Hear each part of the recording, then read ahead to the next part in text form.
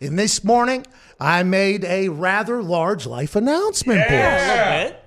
This morning, we had been leading up to this moment for the last few weeks. Yep.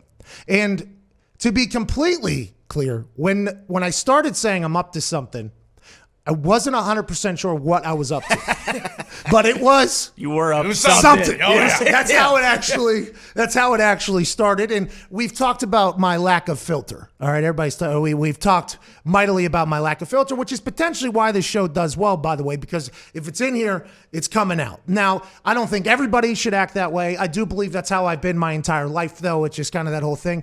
So whenever I say, like, to AJ, who's not in our office, but we talk to every day, and I consider him, at least a sort of a friend of ours. Yeah. Sort of a friend of ours. Sure. When he doesn't know what's going on, and I in the middle of talking to him, I'm like, oh, AJ doesn't even know. And I'm like, hey, AJ, hey.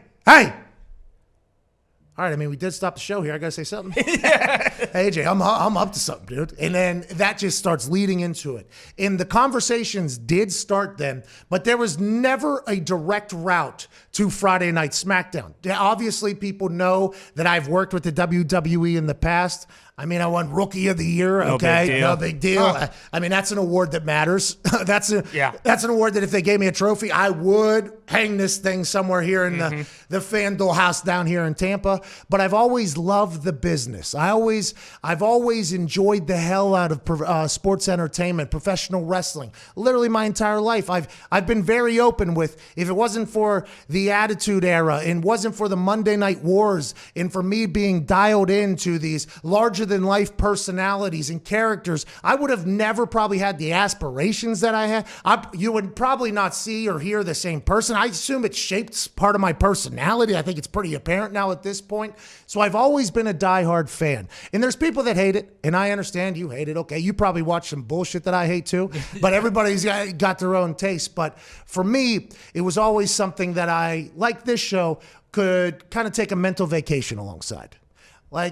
Obviously, what's happening here is something that doesn't happen in the real world. Let's go ahead and enjoy the hell out of it. Let's go ahead and escape a little bit. I assume this is how people feel when they watch soap operas, when they watch other things. It was always what captivated me and interested me. So when I got a chance to do the Kickoff Show, 4 years ago now at this point, 5 years ago maybe, 4 years ago, when Michael Cole called me out of nowhere and said, hey, do you want to do maybe a kickoff show for us WrestleMania weekend? I'm like, fucking WrestleMania weekend? That's a big deal. As a wrestling fan, I understand that WrestleMania is a massive weekend. I thought I hit the lottery. I'm like, absolutely. I didn't even know what the fuck a kickoff show was. I assumed it was like the football thing. I had no clue what it was. But they're like, do you want to do this? Absolutely. Had something planned for WrestleMania weekend, actually. Yep. I go cancel that. I am going to go ahead and go do this thing down here. I go down there. I get a chance to shake hands with Vince McMahon that first day. It was a 2-second interaction.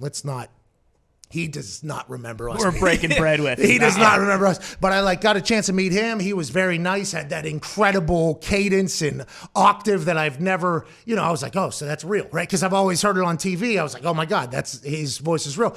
Triple H, Stephanie McMahon, everybody was just so nice and so friendly. I'm like, I felt like I was a little bit starstruck, actually. It's the first time in my life where I've met somebody and I'm like, holy shit.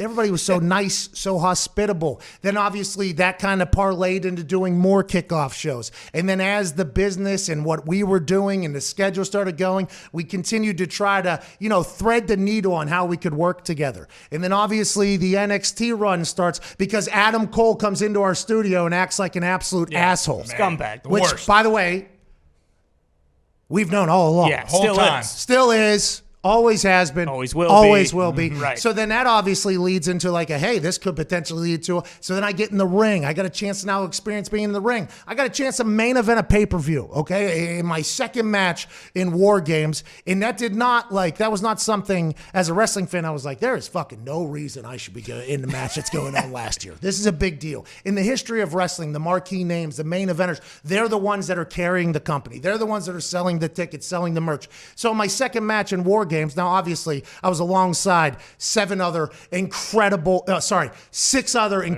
athletes and everything like that inside of a WWE steel cage, and Adam Cole was also there. But that was something that I was just like, holy shit, I cannot believe I'm doing this. Afterwards, after the match, my team and I, although we lost, we're up in the locker room, and the refs are in there. And one of the refs looks over at me, and he goes, you were just in a WWE steel cage match. And I was like, you're right. I had not even thought of that. I was just in I main evented a pay-per-view. I was in a WWE steel cage match. I think everybody would say, okay, handled my own in there.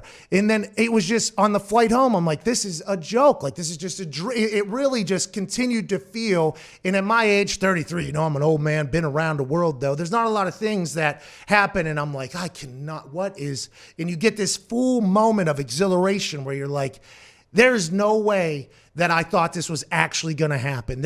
If you were to go back to the years and years of dedication I had watching not only the Monday Night Wars, but then also getting the DVD set of the history of the WWE World Heavyweight Championship, and all the way back to Bruno Sammartino and all the runs in between and all the documentaries I'd watched, everything I've kind of invested in that wrestling world. When I got a chance to experience it, I was like, this has to be a simulation. So then whenever there's a conversation to reach back out and they go, hey, we want to kind of try to do something a little bit bigger, And I'm like, I don't know how it could be bigger. I just did a backflip off a steel cage. Yeah. I don't know how it could be any bigger. I honestly have no idea how it could be any bigger. And then once they started talking, well, maybe we do this. And that's kind of how I think they operate. I'm not 100% sure. I do not know enough about the insides of their business. Just as a fan, from what I know, it's like a very creative place, So the ideas, whenever it started just a few weeks ago, there's like a couple ideas like, hey, maybe. And I'm like, oh, that would be really dope if that happened. Like, that'd be very cool. I would love to do that. Now, if we do this, I'm going to have to figure it out business-wise because, this is not something, I don't want to sound like a dick where I say this, but there's a lot of people's livelihoods that depend upon this show being a good show, okay? We're not just the guys you see on camera and the guys you see off camera, but the ladies, the houses that are bought, the everything that's good, the weddings that are being planned, everything that is happening with our company, we are very lucky to do. And I'm not 100% sure I expected this to happen either, but for any decision I make, like, the company has to be able to. In the WWE was so incredibly hospitable to that idea. So whenever there was an idea pitch, could you do this? I'm like, let me see that. Let me see what we can figure out. Yes, I could. They're like, okay, cool. Could you do this? And I'm like, couldn't do that. They're like, all right, let's get out. So there was like ideas being thrown around. And when we landed on the Friday night Smackdown analyst role on the commentary table, where legends have sit in the past, legends have sit where I am getting a chance. There's only two people that do it on that show. Legends have been there. Now, there used to be three-mans and everything like that on SmackDown, but I'm just saying I'm getting a chance to do something in a place that a lot of people I've looked up to for a very long time have gone to, alongside Michael Cole, who is, the internet wrestling community doesn't want to admit this ever, but the greatest of all time. Now listen, I grew up in the Attitude Era, okay, so I understand the arguments that people have or whatever, but you're talking 20-some years of rarely ever flubbing a word. A word.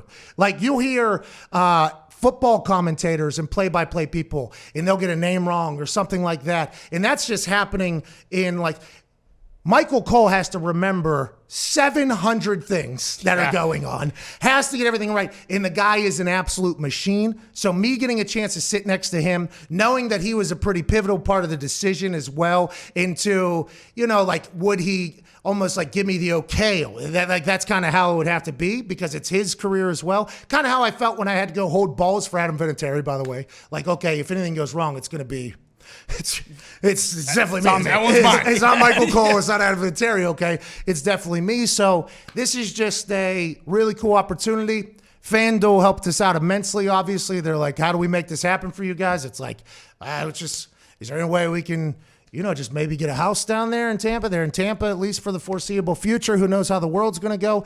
Fanduel's like, you got it. Bang. Here we are. Let's fucking have a blast at the Fanduel. Hell yeah. Woo!